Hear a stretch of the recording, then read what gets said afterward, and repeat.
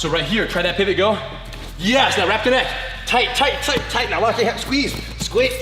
So I'm attacking you like this, and now you're supposed to do that. Ow. I am actually squeezing the person in the neck. You are supposed to hold the hand. I'm holding like this. Yes. Because as I do, I want you to fall in right here, which sets me up for this wrap. Boom. This, yes. and then I did this. Being in a self-defense situation, and now as we're talking about the women's self-defense, the things you have to know. Seriously, you don't want the huge guy in a headlock and know what? And you know, I weigh like 50 kilos more than her. You don't want to wrestle me. What can go wrong here? Let's see. So now, I'm not making an attack. I'm doing, you know, something like this. And I do just this. Instantly just, you know, reacting by going forward. That's the end of your hold. Also turning your back. If he hit my hand, I do something. Because there's always reaction to your action. If somebody is choking you from here, and they are posing a threat to you. So the thing of doing this, and now as I start to squeeze, you start to feel pain.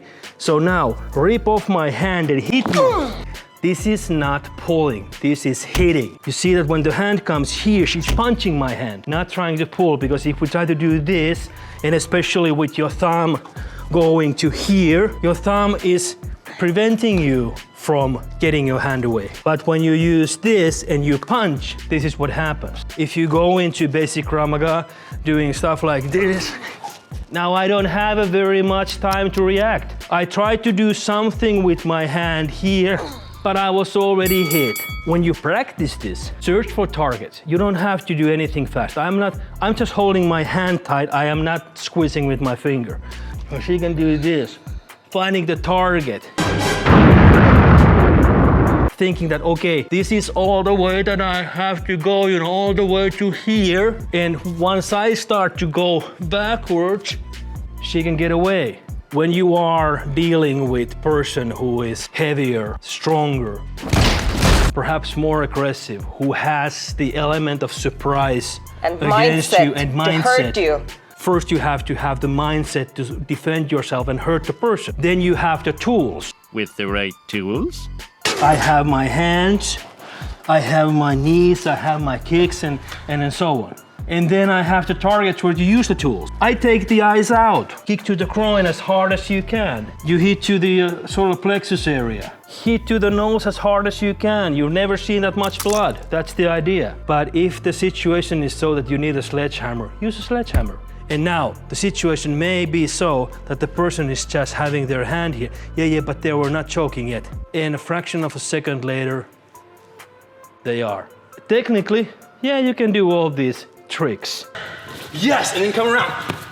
But seriously, say it, okay, this is a self-defense. You against a stronger, bigger, heavier, perhaps more aggressive person.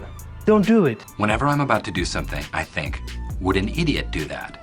And if they would, I do not do that thing. Very simple. Not trying to wrestle the person who is twice your size. There is, you know, just like no sense into that. There's just so much of this BS going around there saying that, okay, yeah, you just do this and you know, that happens. But it's missing the elements of the situation, the attack, the fear, everything in there. And we have to put them in training.